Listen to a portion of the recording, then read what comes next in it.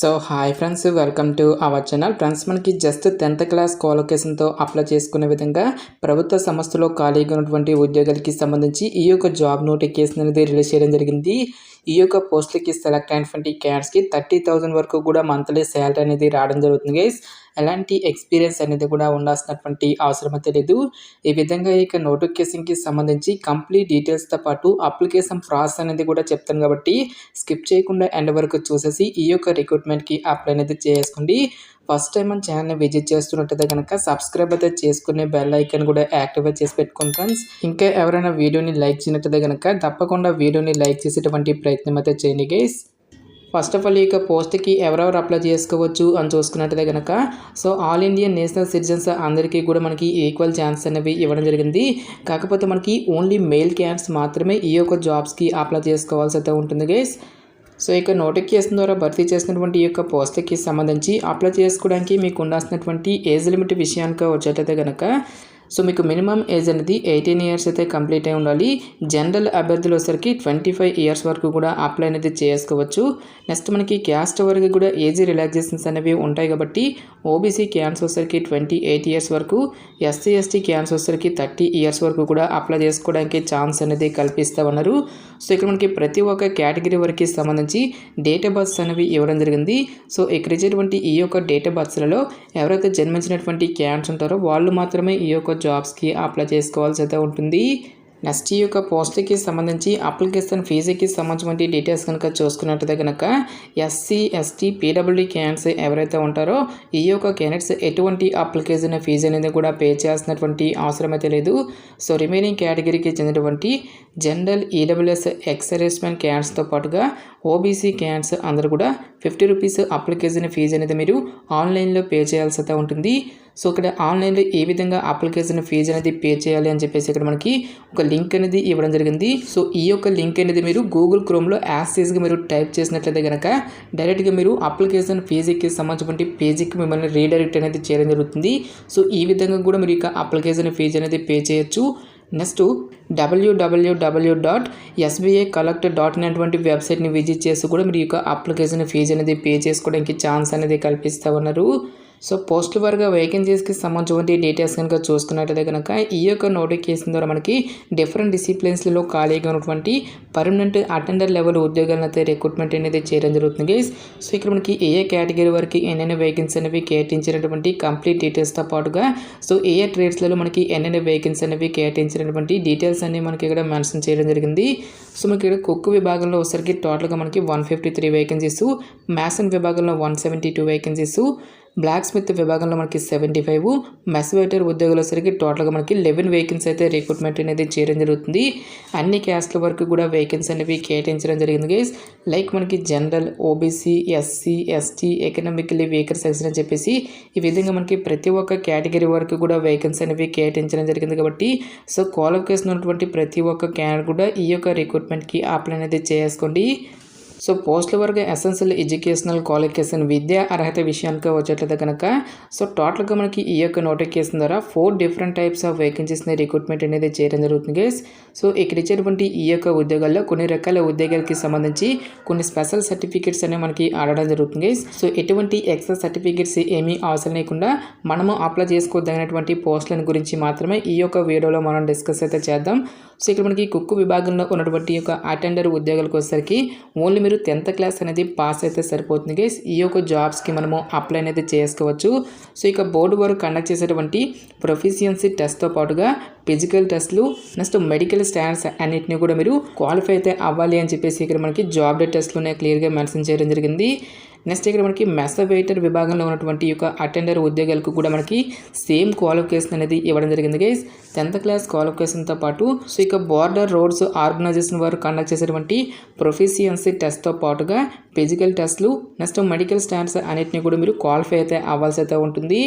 Next ఈ యొక్క పోస్టులకి సంబంధించి సెలక్షన్ ప్రాసెస్ అనేది ఏ విధంగా ఉంటుంది అని చూసుకున్నట్టయితే కనుక సో ఫస్ట్ ఆఫ్ ఆల్గా మనకి ఇక్కడ రిటర్న్ ఎగ్జామినేషన్ అనేది కండక్ట్ చేయడం జరుగుతుంది గైస్. సో రిటర్న్ ఎగ్జామినేషన్కి సంబంధించి సిలబస్ కనుక చూసుకున్నట్లయితే కనుక సో కుక్ ఉద్యోగాలకు వచ్చేసరికి preparation procedure and different types of ingredients used with quantity mentioned against each for preparation of Indian, South Indian, Mughlai, Hyderabadi, Chinese and continental dishes అని చెప్పేసి మెన్షన్ చేయడం జరిగింది. సో ఇక్కడ ఇచ్చేటువంటి ఈ యొక్క ప్లేసెస్కి సంబంధించి ఒక డిషెస్ అనేది మనము ఏ విధంగా ప్రిపేర్ చేయాలి, నెక్స్ట్ ప్రెజెంటేషన్ ఆఫ్ ఫుడ్తో పాటుగా పాత్రలను మనం క్లీన్ చేయడము, నెక్స్ట్ మనకి జనరల్ నాలెడ్జ్కి రిలేటెడ్గా మనకి క్వశ్చన్స్ అనేవి ఆడడం జరుగుతుంది.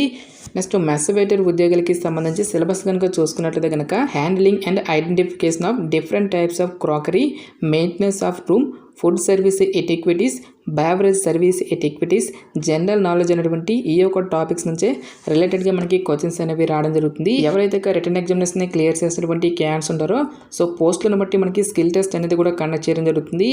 సో ఇక్కడ మనకి కుక్కు ఉద్యోగులతో పాటుగా మెస్ వెయిటర్ ఉద్యోగులకి సంబంధించి స్కిల్ టెస్ట్కి సంబంధించిన డీటెయిల్స్ను కూడా మనకి ఇక్కడ మెన్షన్ చేయడం జరిగింది.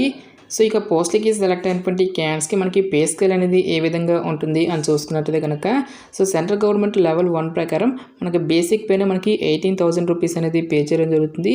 సో ఇక బేసిక్ పేతో పాటు చాలా రకాల అడ్మిజిబుల్ అలవెన్సెస్ అనేవి కూడా మనకి ప్రొవైడ్ అనేది చేయడం జరుగుతుంది. కాబట్టి ఈ విధంగా అన్ని అలవెన్సెస్ కలుపుకుంటే దాదాపుగా మనకి 30,000కి పైగా మనకి శాలరీ అనేది రావడం జరుగుతుంది గైస్. సో ఇక్కడ మనకి రీజన్ వైజ్గా ఏ స్టేట్లోనే మనకి ఏ రీజన్ కిందకి వస్తాయి అని చూసుకున్నట్లయితే కనుక సో మనకు 2 తెలుగు రాష్ట్రాలు అనేవి కూడా మనకి సదరన్ రీజన్ కిందకైతే రావడం జరుగుతుంది. నెక్స్ట్ సెలక్షన్ ప్రాసెస్లో భాగంగా మనకి ఫిజికల్ స్టాండర్డ్స్ అనేవి కూడా ఆడడం జరుగుతుంది. ఆల్ క్యాండిడేట్స్ అందరూ కూడా 157 సెంటీమీటర్స్ అనేది హైట్ అయితే ఉండాల్సి అయితే ఉంటుంది గైస్. నెక్స్ట్ చెస్ట్ విషయానికి వచ్చేట్లయితే కనుక వితౌట్ ఎక్స్పెన్షన్ వచ్చేసరికి 75 సెంటీమీటర్స్, ఎక్స్పెన్షన్ వచ్చేసరికి మనకి 5 సెంటీమీటర్స్ అనేది ఇంక్రీజ్ అయితే అవ్వాల్సి అయితే ఉంటుంది. సో మనకి మినిమం వెయిట్ అనేది మాత్రం 50 kgs అనేవి ఉండాలని చెప్పేసి మెన్షన్ అయితే చేయడం జరిగింది గైస్. ఎవరైతే ఫిజికల్ స్టాండర్డ్ టెస్ట్ని క్లియర్ చేసినటువంటి క్యాండిడేట్స్కి ఫర్దర్గా మనకి ఫిజికల్ ఎఫిషియన్సీ టెస్ట్ అనేది కూడా కండక్ట్ చేయడం జరుగుతుంది గైస్. ఈ యొక్క టెస్ట్లో వచ్చేసరికి ఆల్ క్యాండిడేట్స్ అందరూ కూడా 1.6 కిలోమీటర్ వరకు కూడా రన్నింగ్ అనేది ఉంటుంది. టోటల్గా 10 minutesలో ఈ యొక్క రేస్ అనేది మీరు కంప్లీట్ చేయాల్సి అయితే ఉంటుంది గైస్. సో ఎవరైతే ఇక PAT టెస్ట్ని కూడా క్లియర్ చేసినటువంటి క్యాండిడేట్స్కి ఫర్దర్గా మనకి మెడికల్ ఎగ్జామినేషన్ అనేది కూడా కండక్ట్ చేసేసి ఈ యొక్క వేకెన్సీస్కి ఎంపిక అనేది చేయడం జరుగుతుంది. నెక్స్ట్ ఈ యొక్క పోస్ట్లకి సంబంధించి అప్లికేషన్ ప్రాసెస్ విషయానికి వచ్చేటైతే కనుక ఓన్లీ ఆఫ్లైన్లోనే అప్లై చేసుకోవాల్సి అయితే ఉంటుంది. నోటిఫికేషన్లో ఇక్కడ మనకి అప్లికేషన్ ఫామ్ అనేది ఇవ్వడం జరిగింది గైస్. సో ఇక అప్లికేషన్ ఫామ్ అనేది మీరు ప్రింట్అవుట్ అయితే తీసుకొని రైట్ సైడ్లో వచ్చేసరికి మీకు లేటెస్ట్ పాస్పోర్ట్ సైజ్ ఫోటోగ్రాఫ్ అనేది మీరు ఇక్కడ స్టిక్ చేయాల్సి అయితే ఉంటుంది. నెక్స్ట్ మీరు ఏ పోస్ట్కి అయితే అప్లై చేస్తున్నారో ఒక పోస్ట్ నేమ్తో పాటుగా పోస్ట్కి సంబంధించిన సీరియల్ నెంబర్ అనేది కూడా ఇక్కడ ఇచ్చేసి మీ యొక్క కేటగిరీతో పాటుగా సో ఇక్కడ ఇచ్చేటువంటి యొక్క డీటెయిల్స్ అన్నిటిని కూడా మీరు ఇక్కడ 1 by 1 అయితే ఫిల్ చేయాల్సి అయితే ఉంటుంది గైస్. నెక్స్ట్ మీ యొక్క ఫుల్ నేమ్తో పాటు మీ యొక్క ఫాదర్స్ నేము, పర్మనెంట్ అడ్రస్తో పాటుగా ప్రజెంట్ అడ్రస్కి సంబంధించిన డీటెయిల్స్ అన్నిటిని కూడా ఫిల్ చేసిన తర్వాత అప్లికేషన్ ఫీజుకి సంబంధించిన డీటెయిల్స్ అన్నిటిని కూడా ఫిల్ చేసేసి సో 16th పాయింట్లో ఉన్నటువంటి యొక్క టాపిక్స్ అన్నిటికీ కూడా మీరు ఎస్ అయితే ఎస్ అని లేదంటే నో అయితే నో అని చెప్పేసి ఒక ఆప్షన్కి తగ్గట్టుగా మీరు ఇక్కడ చూస్ చేసుకోవాల్సి అయితే ఉంటుంది. నెక్స్ట్ మీకు ఎడ్యుకేషనల్ క్వాలిఫికేషన్తో పాటుగా టెక్నికల్ క్వాలిఫికేషన్కి సంబంధించిన డీటెయిల్స్ అన్నిటిని కూడా ఫిల్ చేసిన తర్వాత సో మీకు డ్రైవింగ్ లైసెన్స్కి సంబంధించిన డీటెయిల్స్తో పాటు ఎక్స్పీరియన్స్ అనేది ఉంటే అక్కడ సంబంధించిన డీటెయిల్స్ అన్నిటిని కూడా మీరు ఇక్కడ ఫిల్ చేయాల్సి అయితే ఉంటుంది. నెక్స్ట్ మీ యొక్క మొబైల్ నెంబర్తో పాటుగా ఆధార్ కార్డ్ నెంబరు, నెక్స్ట్ మీ యొక్క ఈమెయిల్ ఐడితో పాటుగా డిక్లరేషన్ దగ్గర వచ్చేసరికి మీ యొక్క ప్లేస్తో పాటు డేటు, లెఫ్ట్ హ్యాండ్కి సంబంధించిన థంబ్ ఇంప్రెషన్తో పాటుగా ఇక్కడ మీ యొక్క సిగ్నేచర్ అనేది ఇక్కడ చేయాల్సి అయితే ఉంటుంది. సో ఇక అప్లికేషన్ ఫామ్తో పాటు కూడా మనకి ఇక్కడ అడ్మిట్ కార్డ్ అనేది కూడా ఇవ్వడం జరిగింది. నెక్స్ట్ లెఫ్ట్ సైడ్లో వచ్చేసరికి మీకు లేటెస్ట్ పాస్పోర్ట్ సైజ్ ఫోటోగ్రాఫ్ అనేది మీరు ఇక్కడ స్టిక్ చేయాల్సి అయితే ఉంటుంది గైస్. నెక్స్ట్ మీ యొక్క బేసిక్ డీటెయిల్స్ అన్నిటిని కూడా మీరు ఇక్కడ 1 by 1 అయితే ఫిల్ చేయాల్సి అయితే ఉంటుంది. సో ఇక అప్లికేషన్ ఫామ్తో పాటుగా మీకు ఎడ్యుకేషనల్ క్వాలిఫికేషన్కి సంబంధించి ఆ రిలేటెడ్ డాక్యుమెంట్స్ అన్నిటిని కూడా మీరు అప్లికేషన్ ఫామ్కి అటాచ్ అయితే చేయాల్సి అయితే ఉంటుంది. ప్రతి ఒక్క ఎడ్యుకేషనల్ డాక్యుమెంట్స్ అన్నిటిపై కూడా సెల్ఫ్ అటెస్టేషన్ మీకు సైన్ అనేది కంపల్సరీగా చేయాల్సి అయితే ఉంటుంది గైస్. సో ఇక అప్లికేషన్స్ అన్నిటిని కూడా మీరు ఒక ఎన్వలప్ కవర్లో పెట్టేసి ఈ యొక్క ఎన్వలప్ కవర్పై టాప్లో మీరు application for the post of అని చెప్పేసి మీరు ఏ పోస్ట్కి అయితే అప్లై చేస్తున్నారో సో ఒక పోస్ట్ నేమ్తో పాటు మీ యొక్క కేటగిరీ అనేది కూడా మెన్షన్ చేసి నెక్స్ట్ మీ యొక్క క్వాలిఫికేషన్ అనేది కూడా మీరు ఇక్కడ మెన్షన్ చేయాల్సి అయితే ఉంటుంది గైస్. నెక్స్ట్ లెఫ్ట్ సైడ్లో వచ్చేసరికి మీ యొక్క అడ్రస్సు, రైట్ సైడ్లో వచ్చేసరికి మనకి నోటిఫికేషన్లో ఏ అడ్రస్ అనేది ఇచ్చారో ఆ యొక్క అడ్రస్ అనేది మీరు ఇక్కడ ఫిల్ చేయాల్సి అయితే ఉంటుంది. సో ఇక అప్లికేషన్స్ అనేవి మీరు ఏ అడ్రస్కి సెండ్ చేసుకోవాలి అని చూసుకున్నట్టయితే కనుక to the commandant GREF centre Dighi camp Pune 411015 అనేటువంటి ఈ యొక్క అడ్రస్కి మీరు ఓన్లీ రిజిస్టర్ పోస్ట్ ద్వారా మాత్రమే ఈ యొక్క అప్లికేషన్స్ అన్న మీరు సెండ్ చేసుకోవాల్సి అయితే ఉంటుంది. సో ఇక అప్లికేషన్స్ అనేవి ఏ డేట్ లోపు సెండ్ చేసుకోవాలి అని చూసుకున్నట్లయితే కనుక February 24th కల్లా ఈ యొక్క రిక్రూట్మెంట్కి సంబంధించి మనము అప్లికేషన్స్ అనేవి ఆఫ్లైన్లో అయితే సెండ్ చేసుకోవాల్సి అయితే ఉంటుంది గైస్. సో ఇది ఫ్రెండ్స్ ఇవాల్టి వీడియో. రేపు మరొక మంచి జాబ్ అప్డేట్తో మళ్ళీ మీ ముందుకు రావడం జరుగుతుంది. Thanks for watching. Have a nice day.